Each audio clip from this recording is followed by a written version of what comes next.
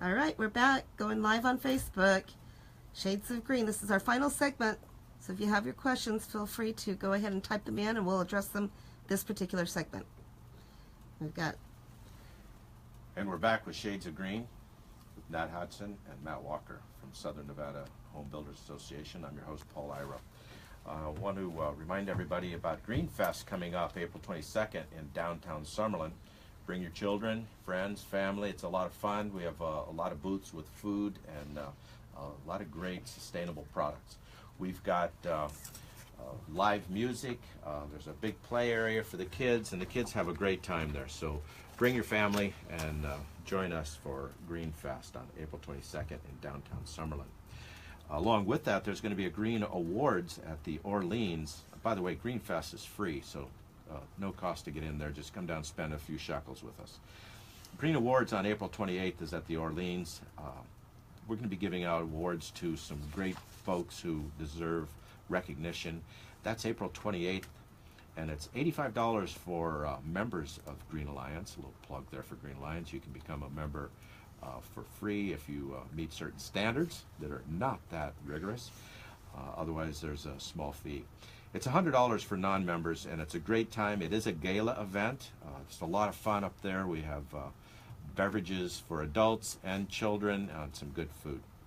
Also this week, March 9th, from 1 o'clock to 7 o'clock at the Rio is Convene for Green. This is the 9th year for Convene for Green. And Convene for Green has some great speakers and topics they're going to discuss with panelists and what have you.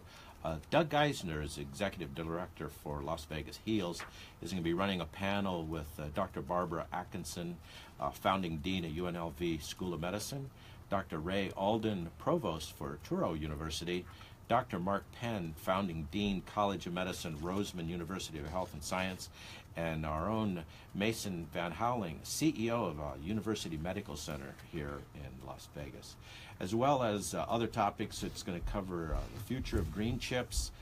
We're going to have Amber Boscat, Executive Director of Conservation District of Southern Nevada and State Renewable Energy, talking about collaboration and focus about solar energy. We're also going to have our Commissioner, Chris Giunciliani, Chair of Green Chips and Trustee Advisory Board, discussing our future in focus and a presentation on our energy future. So let's get back to legislation, codes, and those kind of things, and some more topics in residential energy and efficiency and sustainability.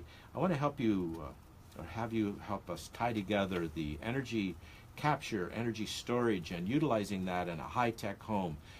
We're going to incorporate electric vehicles and high-efficiency equipment. So, Matt, tell us a little bit more about that and how that works.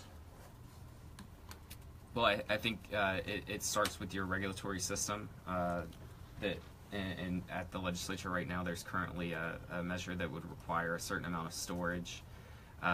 Also, a really key component for storage to make sense for your average customer out there is a time of use rate. That's where you could have a cheaper source of energy when it's cheaper to produce during the daytime or the middle of the night.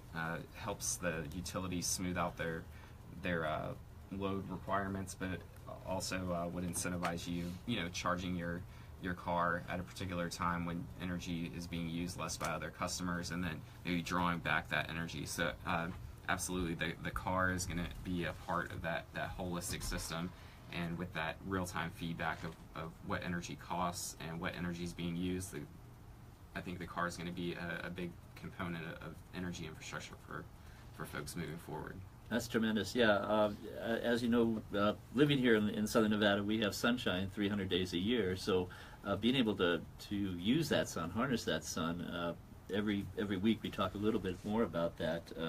That not only can you power your home with that ever-present resource, but you can extend it into transportation by incorporating a plug-in electric car too.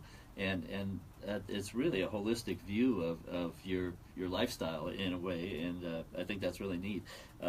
Basically, we're talking about lithium-ion batteries that are being installed in the garage.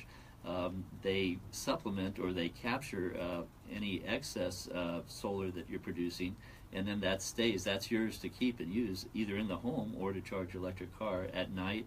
Also, in conjunction with integrating with the grid, you can either, what was interesting, Matt, you were talking about these kind of technologies that are coming on that will help both the utility and your individual power resources too, that you can use off grid. So you really get the best of both worlds. And if the utility is compliant with that, if some of these regulations over the next year can help with that, smoothing that, people enjoy, I think, a more holistic lifestyle that opens lots of possibilities, I think, for development and good living out here in the desert. It's amazing. Not only is it sustainable, but it goes beyond that, I think, in a lot of ways. I think from kind of contrary to the national picture, where we could be taking a step backwards in regulatory requirements and continued innovation. I think Nevada, in the next couple of years, should these measures go forward at the legislative session, you're going to see more access than ever before to green technology and information for consumers, community solar for lower income folks or folks that might not own their own home, battery storage requirements, time of use rates, PACE loans and energy efficient mortgages. It's never going to be easier to finance and access green technology and green energy, regardless of your current living situation. So we're certainly very excited about being a part of that conversation. We had a good meeting with Louise Helton a couple of weeks ago, or last week, I'm sorry, regarding PACE and property assessed Clean energy. Clean energy, good. Yeah. So basically, it's a movement that is attempting to even, I guess, promote like a green bank, resources, financing resources, so that people can take the initiative and do these things with their homes that make them more sustainable and even generate more power for their families. We had a question from Dave Tina, who was on our show last week from Facebook, talking about the Red Rocks project. Anybody have any comments about their feelings on the Red Rocks project? That's certainly been at the forefront of a lot of folks' minds. We, as a Home Builders Association, supported a bill from then Senator Titus that would kind of limit the opportunity for expansion out into our, further along our western boundary of town. And I think from again, addressing holistic solutions to smart growth, and we've got to find sustainable ways to grow. That's why we're a part of conversations with the RTC, building density and smarter, well thought out development that can support high density transit, and we've got to make better use of the land we do have within the current boundaries of the valley. Absolutely. Thanks, Matt. And join us next week for Shades of Green, 9 o'clock on Monday morning, and we'll see you then.